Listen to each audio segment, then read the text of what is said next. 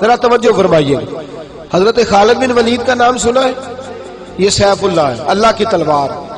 حضرت خالد بن ولید نے اپنی بیوی کو طلاق دے دی اور بڑا عرصہ وقت اچھا گزرا، طلاق ہو گئی، بیوی چلی گئی. ایک باغ بھی دیا تحفے میں. بعد میں ایک آدمی پوچھنے لگا حضور آپ نے بیوی کو طلاق دے دی، کیا معاملہ تھا؟ آپ فرمانے لگے کوئی مسئلہ نہیں، میری بیوی بڑی نیک تھی، پرہیزگار تھی، اچھی تھی، فرما بردار تھی. انداز دیکھیے گا.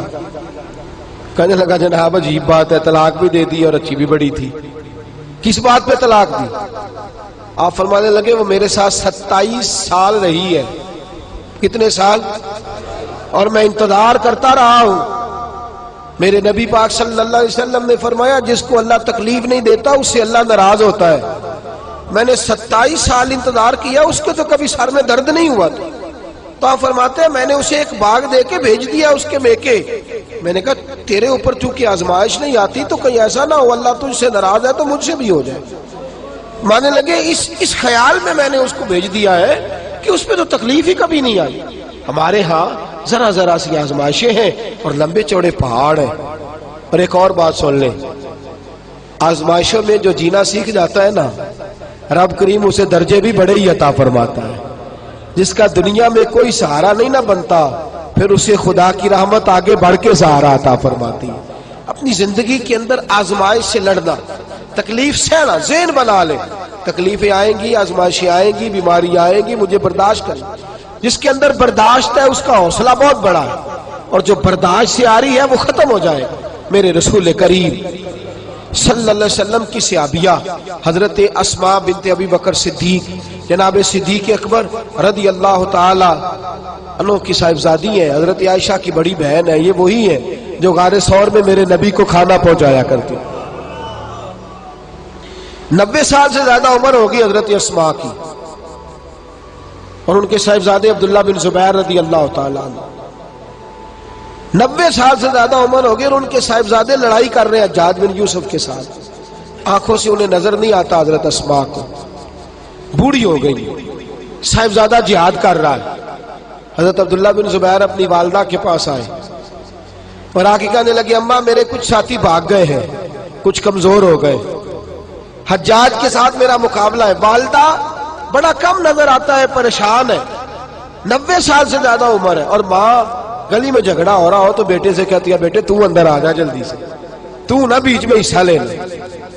والدہ سے آ کے پوچھتے ہیں اماں میں کیا کروں، حجاج کے خلاف لڑ رہا ہوں، بہت سارے ساتھی کچھ چلے گئے ہیں ڈر کے، کچھ جو ہیں وہ کمزور پڑ گئے، کچھ نے وہ بزدل نہیں ہے، وہ کمزور نہیں، لیکن انہوں نے حکمت سمجھی ہے تھوڑی دیر کے لیے چلا جانا.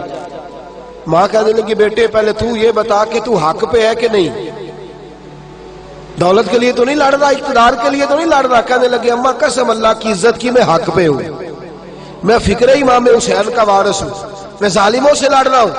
تو ماں کہنے لگی بیٹے جا. پھر والدہ کہنے لگی جا میرا بیٹا اور جا کے اس کے ساتھ لڑائی کر، اگر تو فتح یاب ہو گیا تو میں شکر ادا کروں گی، اور اگر تو شہید ہو گیا تو میں قیامت میں تیرے اوپر فخر کروں گی.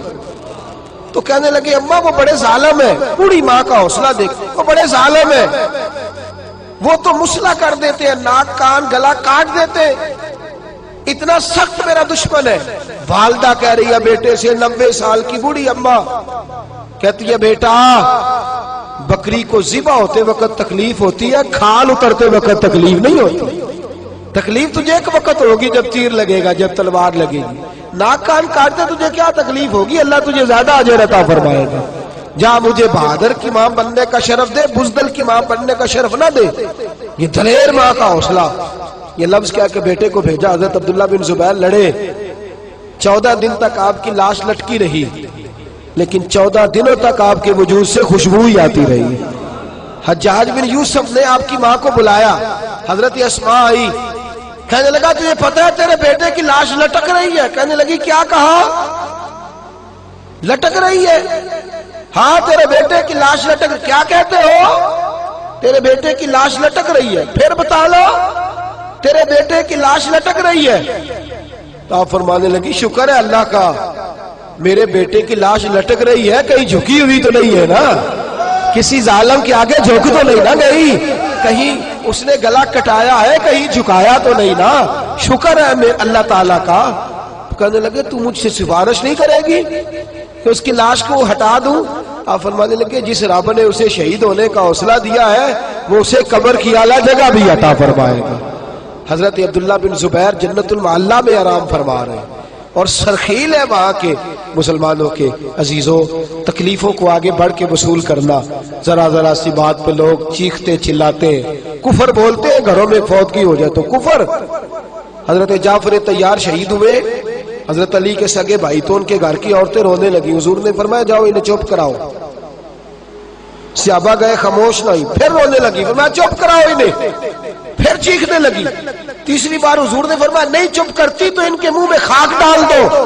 انہیں پتہ نہیں جو بین کرے, سر پھاڑے اور اپنے چہرے پر اپنے ہاتھ مارے وہ تو میری امت میں شامل ہی نہیں ہے, تو میری امت میں شامل ہی نہیں. میرے عزیزوں, شریعت اسلامیہ حوصلے کی بات کرتی ہے, صبر کی بات کرتی ہے. گھروں کے اندر ذرا ذرا سی بات میں بے صبری کرنا, ذرا دو چار جملے بھی ہم ہضم نہیں کر سکتے, ایک بے رخی بھی ہم ہضم نہیں کر سکتے, تھوڑی دیر کے لیے بھی کوئی آنے والی تکلیف ہم برداشت نہیں کرتے. بے صبری ہے, ہماری کم حوصلہ ہے اور تحمل مزاجی سے دور چلے گئے ہیں, اس لیے ہمارے غم بھی روز بروز بڑھتے چلے جا رہے ہیں. رب کائنات کی بارگاہ میں یہ التجا کیا کرے اللہ ہمیں حوصلے عطا فرمائے اور ساتھ رب کریم ہمارے اوپر وہ والا فضل فرمائے اس طرح وہ اپنے نیک بندوں پر فضل فرماتا ہے. اور اللہ ہمیں حوصلے اور صبر کے ساتھ زندگی کے ایام گزارنے کی توفیق عطا فرمائے. ہمیشہ مدحت خیر الانام میں گزرے. دعا ہے یہ عمر درود و سلام میں گزرے. آخر دعوانا ان الحمدللہ.